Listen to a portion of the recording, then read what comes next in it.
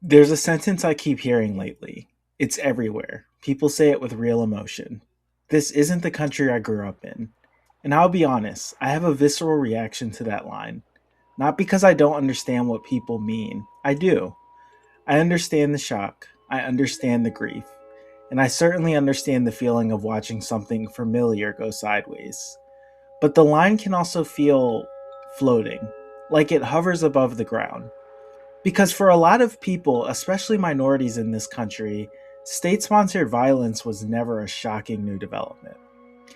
And for a lot of towns and cities, the slow death spiral of austerity politics, loss of tax base, loss of funding, loss of services, has been the weather for decades. So sometimes when I hear this isn't the country I recognize, I hear something else underneath it. I hear this isn't the country I was taught to recognize. This isn't the country I needed to recognize. And I'm trying to be honest about where my reaction comes from. Part of it is generational. I didn't live through the Cold War. I grew up in a culture where America was a brand as much of a place. Something sold, something performed, something you were supposed to clap for. And I grew up as a black male in Baltimore City, which means my relationship to America's promise was always conditional. Civil rights gains were one of the only things that ever gave me a reason to believe in the idea, in spite of everything I saw and lived.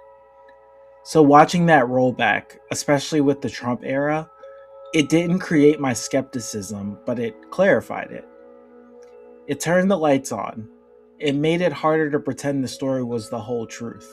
And I think that's the real fracture right now. A lot of people aren't just reacting to policies, they're reacting to the collapse of a story. This is where my brain goes historically.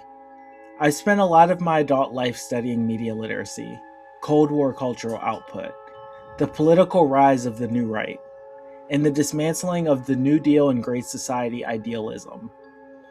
That lens makes you look at this moment differently. It's made me watch Never Trump Republicans plus reactionary centrist liberals with this strange mix of curiosity and frustration. Because a lot of them seem genuinely horrified, but also genuinely unwilling to admit one possibility. Maybe there were no noble before times. Maybe Trump isn't an alien invasion. Maybe he's a domestic sequel. A natural next step of systemic excesses and social blind spots that were already built into elite circles, just dressed up as stability and sold as virtue.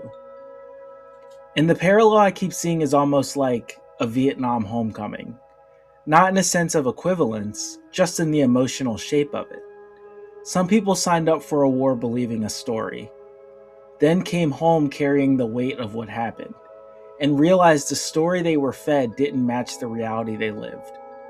The propaganda wasn't harmless, it was powerful enough to move bodies, shape lives, and create loyalty that reality couldn't sustain. Same mechanism, just a different century. So when I say, please stop saying this isn't the country I recognize, I'm not trying to police people's grief.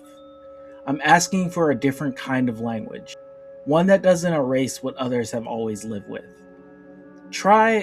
I'm realizing I didn't understand the country I grew up in, or I'm seeing what other people have been living with, or I was protected from certain truths and that protection is breaking down.